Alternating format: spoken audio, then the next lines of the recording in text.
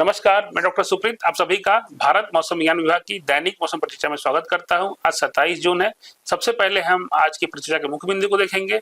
इस हफ्ते पूर्वोत्तर भारत और उप हिमालय पश्चिम बंगाल और सिक्किम में भारी से बहुत भारी वर्षा जो कि 7 से 20 सेंटीमीटर के बीच में होती है, उसकी होने की संभावना व्यक्त की है। साथ साथ ही 27 से 29 जून के दौरान उप हिमालय पश्चिम बंगाल और सिक्किम में और 28 जून को असम और मेघालय में एकाध स्थानों पे बहुत ज्यादा भारी वर्षा हो सकती है। एक्सट्रीमली हेवी रेनफॉल की संभावना है, जहां पे रेनफॉल 21 सेंटीमीटर या उससे ज्यादा होती है। उसके अलावा उत्तर प्रदेश में उष्ण लहर से भीषण उष्ण की स्थिति अगले 2 दिनों तक भी जारी रहने की स्थिति बताई गई है। अगर हम पिछले 24 घंटों के दौरान हुए मौसम के अवलोकनों की बात करें तो बहुत भारी वर्षा जो कि 12 से 20 सेंटीमीटर के बीच में होती है, उसकी सूचना उप हिमालय पश्चिम बंगाल और पश्चिमी मध्य प्रदेश के एकाध स्थानों से प्राप्त हुई है। उसके अलावा भारी वर्षा की सूचना कोंकण, पूर्वी मध्य प्रदेश, बिहार, अरुणाचल प्रदेश, असम, तटीय आंध्र प्रदेश और तेलंगाना में एकाध स्थानों से प्राप्त हुई है। उसके अलावा मेघ गर्जन और वज्रपात के साथ साथ तेज या तूफानी हवाओं की जो सूचना है वो हरियाणा में से प्राप्त हुई है, जहां पे पवन की गति 61 से 80 किलोमीटर प्रति घंटा के बीच थी। उसके अलावा कम वेग से जो हवा की जो 40 से 60 किलोमीटर प्रति घंटा की रफ्तार वाली हवा थी, उसकी सूचना अंडमान एवं निकोबार द्वीप समूह, ओडिशा, कच्छ, मध्य महाराष्ट्र, गुजरात क्षेत्र, हिमाचल प्रदेश, पूर्वी मध्य प्रदेश, विदर्भ और झारखंड के एकाध स्थानों से भी प्राप्त हुई है। अगर उष्ण लहर की बात करें तो उष्ण लहर से लेकर भीषण उष्ण लहर की स्थिति पूर्वी उत्तर प्रदेश के कई हिस्सों में और उष्ण लहर की स्थिति पश्चिमी उत्तर प्रदेश के कुछ हिस्सों में बनी रही। वार्म नाइट या गर्म रात्रि की जो सूचना है वो पूर्वी उत्तर प्रदेश के एकाध हिस्सों से भी प्राप्त हुई है। अगर हम मानसून की आगे बढ़ने की बात करें तो मानसून की स्थिति आज वही है, कल थी। मानसून आज की जो उत्तरी सीमा है वो आप चित्र में देख सकते हैं, वो आज भी वो सूरत, इंदौर, मंडला, डाल्टनगंज, मोतिहारी से गुजर रही है। लेकिन इसके अगले 3-4 दिनों में दक्षिण पश्चिम मानसून के अगले 3-4 दिनों में उत्तर अरब सागर, गुजरात, मध्य प्रदेश, छत्तीसगढ़, झारखंड और बिहार के बाकी हिस्सों और उत्तर प्रदेश और उत्तराखंड के कुछ हिस्सों में इसके आगे बढ़ने के लिए परिस्थितियां अनुकूल होती हुई दिखाई दे रही है। अगर हम सिनॉप्टिक सिस्टम की बात करें, ट्रफ जो है वो पंजाब से बिहार तक जा रहा है, जो सीजनल ट्रफ बोलते हैं। उसके अलावा कुछ ऊपरी हवा में चक्रवाती परिसंचरण है, एक उत्तरी तेलंगाना और उसके आसपास के क्षेत्रों में है, दूसरा उत्तरी गुजरात और उसके आसपास के क्षेत्रों में है। उसके अलावा पंजाब और उसके सटे पाकिस्तान के ऊपर भी एक ऊपरी वायु में चक्रवाती परिसंचरण बना हुआ है। उसके अलावा दक्षिण पश्चिम मध्य बंगाल की खाड़ी और सटे दक्षिण तटीय आंध्र प्रदेश के ऊपर भी चक्रवाती परिसंचरण बना हुआ है। उसके अलावा मध्य छत्तीसगढ़ और उससे सटे उड़ीसा के ऊपर भी एक अब ऊपर हवा में चक्रवाती परिसंचरण बना हुआ है। अगर हम पश्चिमी विक्षोभ की बात करें तो अभी भी वो हरियाणा के और उसके आसपास के क्षेत्रों में मध्य क्षोभ मंडल में एक चक्रवाती परिसंचरण रूप में बना हुआ है। उसके अलावा दो ट्रफ भी हैं। एक ट्रफ उत्तरी तेलंगाना और उसके आसपास के इलाकों तथा मराठवाड़ा से गुजरते हुए तटीय आंध्र प्रदेश से मध्य महाराष्ट्र तक जा रहा है। उसके अलावा एक और ट्रफ है जो मध्य उत्तर प्रदेश के उत्तरी हिस्सों से होते हुए तेलंगाना तक जा रहा है। अब हम अधिकतम या दिन के तापमान के अगले 7 दिनों के पूर्वानुमान की बात करेंगे। तो सचरी नजर से देखें तो अगले 3-4 दिनों तक देश के जो अधिकांश हिस्से हैं उसमें मौसम में कोई खास परिवर्तन नहीं होगा। लेकिन खासकर अगर उत्तर पश्चिम भारत, मध्य भारत और पूर्वी भारत में अगले 3-4 दिनों के बाद तो उत्तर पश्चिम भारत में 4 से 6 डिग्री सेल्सियस की गिरावट होगी। धीरे धीरे मध्य भारत में 2 से 3 डिग्री सेल्सियस की गिरावट होगी और पूर्वी भारत में 2 से 4 डिग्री सेल्सियस की गिरावट होगी, जो कि 1 से 3 जुलाई के बीच में होगी। उसके अलावा देश के जो अन्य हिस्से हैं उसमें 3 जुलाई तक या अगले 7 दिनों तक कोई अधिकतम तापमान या दिन के अधिकतम तापमान में कोई खास बदलाव होने की संभावना नहीं व्यक्त की गई है। अब हम अगले 7 दिनों के लिए सब डिवीजन वाइज मौसम की चेतावनी पर देखेंगे। सबसे पहले रेड वार्निंग की बात करें। रेड वार्निंग उप हिमालय पश्चिम बंगाल और सिक्किम के लिए जारी की गई है, जहां पे अनेक स्थानों पे भारी से बहुत भारी वर्षा के साथ साथ एकाध स्थानों पे अत्यंत या अति भारी वर्षा भी होगी, जिसमें वर्षा 21 सेंटीमीटर उससे ज्यादा होती है।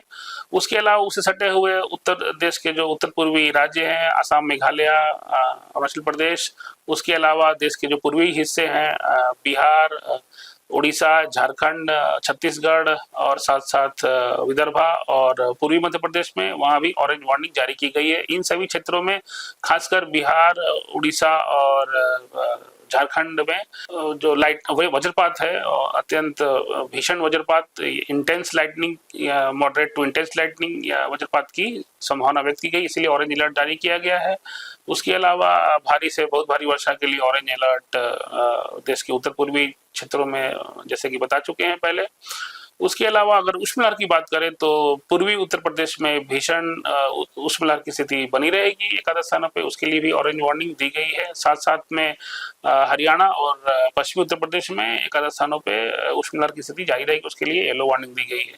अगर देश के अन्य हिस्सों की बात करें तो भारी वर्षा की चेतावनी पश्चिमी मध्य प्रदेश में, उसके अलावा नागालैंड, मणिपुर, मिजोरम, त्रिपुरा और कोस्टल तटीय आंध्र प्रदेश, रायलसीमा, तेलंगाना, महाराष्ट्र, उसके अलावा तमिलनाडु, केरला और तटीय कर्नाटक इत्यादि में भी एकादश स्थानों पर भारी वर्षा की संभावना व्यक्त की गई है। साथ साथ इन सभी लगभग कमोबेश इन सभी क्षेत्रों में मेघ गर्जन और वज्रपात की चेतावनी जारी की गई। इन सभी क्षेत्रों में येलो वार्निंग दी गई है। अब हम दूसरे दिन की वार्निंग देखेंगे। दूसरे दिन जो रेड वार्निंग है वो सब हिमालयन, पश्चिम बंगाल, उसके अलावा सिक्किम, आसाम, मेघालय और उसके अलावा अरुणाचल प्रदेश के लिए जारी की गई है। सब हिमालय, पश्चिम बंगाल और सिक्किम और आसाम और मेघालय में एकादश स्थानों पे अत्यंत भारी वर्षा और अरुणाचल प्रदेश में कुछ स्थानों पे भारी से बहुत भारी वर्षा होने की संभावना व्यक्त की गई। इसीलिए उसके अलावा जो ऑरेंज वार्निंग है वो पूर्वी क्षेत्रों में जारी रहेगी। बिहार, झारखंड, गंगई पश्चिम बंगाल, उड़ीसा और खासकर उसके अलावा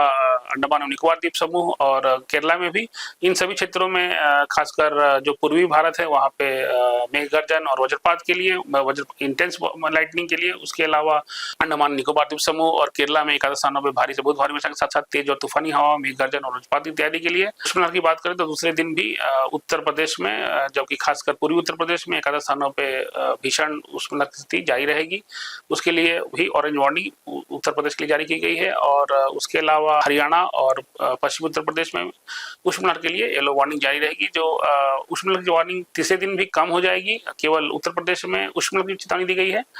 और उसके अलावा दूसरे दिन देश के जो मध्य हिस्से हैं और साथ साथ पश्चिमी और पूर्वी तट है वहां पे भी एकादश स्थानों पे भारी वर्षा के साथ साथ मेघ गर्जन वज्रपात के लिए येलो वार्निंग जारी रहेगी, वार्निंग दी गई है, जो कि तीसरे दिन भी जारी रहेगी। तीसरे दिन जो रेड अलर्ट है, केवल जो रेड वार्निंग है केवल सब हिमालयन, पश्चिम बंगाल और सिक्किम के लिए जारी की गई है, जहां पे एकादश स्थानों पे अत्यंत भारी वर्षा होगी। उसके अलावा जो उससे सटे हुए क्षेत्र हैं असम, मेघालय और अरुणाचल प्रदेश, वहां पे भी एकादश स्थानों पे भारी से बहुत भारी वर्षा होने की संभावना व्यक्त की गई है, इसीलिए ऑरेंज अलर्ट जारी किया गया है। पूर्वी भारत में जो इंटेंस लाइटनिंग या जो वज्रपात की जो स्थिति है उसके लिए, साथ साथ बिहार और उड़ीसा में एकादश स्थानों पे भारी वर्षा, भारी से बहुत भारी वर्षा भी चेतावनी दी गई है।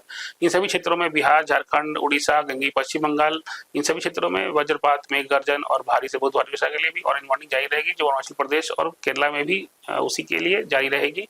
उसके अलावा जो येलो वार्निंग है वो मेघ गर्जन, वज्रपात और भारी वर्षा के लिए मध्य प्रदेश, विदर्भा, साथ साथ तेलंगाना, छत्तीसगढ़, केरला, तटीय कर्नाटका, कोंकण एवं गोवा कोस्ट इत्यादि में भी एकादश स्थानों पर भारी वर्षा हो सकती है। येलो वार्निंग उसके लिए जारी की गई है।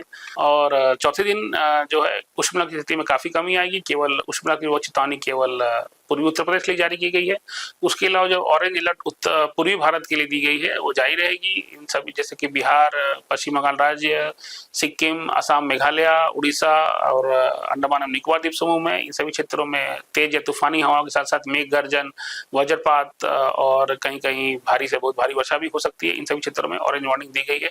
उसके अलावा देश के पश्चिमी तट पे तेज हवाएं चलने की चेतावनी है, साथ साथ वहां पे एकादश स्थानों में भारी वर्षा भी आएगी। उसके साथ साथ भारी वर्षा की चेतावनी तेलंगाना, विदर्भा, छत्तीसगढ़ और पश्चिमी मध्य प्रदेश और उत्तराखंड में भी दी गई है। साथ साथ जम्मू कश्मीर में भी एकादश स्थानों में गर्जन वज्रपात की स्थिति हो सकती है। इन सभी क्षेत्रों के लिए येलो वार्निंग दी गई है। पांचवें दिन ऑरेंज वार्निंग केवल उड़ीसा और अंडमान एवं निकोबार द्वीप समूह में दी गई है, जहां पे तेज या तूफानी हवाओं के साथ साथ में गर्जन वज्रपात और भारी से बहुत भारी वर्षा होगी। उसके अलावा देश के उत्तर पूर्वी राज्यों, पूर्वी क्षेत्र, साथ साथ पश्चिमी तट, मध्य भारत और उससे सटे हुए जो दक्षिण प्रायद्वीपीय क्षेत्र है उन सभी क्षेत्रों में और देश के जो मध्य भागों में है और उत्तर पूर्वी राज्यों में भी अधिकांश जगहों पे मेघ गर्जन और वज्रपात की स्थिति जारी रहेगी, येलो वार्निंग जारी रहेगी। उसके अलावा भी उत्तराखंड और हिमाचल प्रदेश में एकादश स्थानों में भारी वर्षा हो सकती है। इन सभी क्षेत्रों के लिए येलो वार्निंग जारी की गई है। अगर छठे और सातवें दिन की बात करें करें तो छठे और सातवें दिन देश के जो उत्तर पश्चिमी क्षेत्र हैं, खासकर पश्चिमी हिमालय क्षेत्र, उन सभी क्षेत्रों में, देश के उत्तर पूर्वी क्षेत्रों में, पूर्वी क्षेत्रों में, पश्चिमी तट और उससे सटे हुए जो मध्य भारत के क्षेत्र हैं, इन सभी क्षेत्रों में भी येलो वार्निंग जारी रहेगी, जो कि मेघ गर्जन, वज्रपात, साथ साथ कहीं कहीं भारी वर्षा भी हो सकती है। अधिक जानकारी और अद्यतन जानकारी के लिए, अपडेट्स के लिए आप हमारे वेबसाइट से जुड़ सकते हैं, हमारा ऐप भी डाउनलोड कर सकते हैं मोबाइल में। देखने के लिए धन्यवाद। नमस्कार, जय हिंद।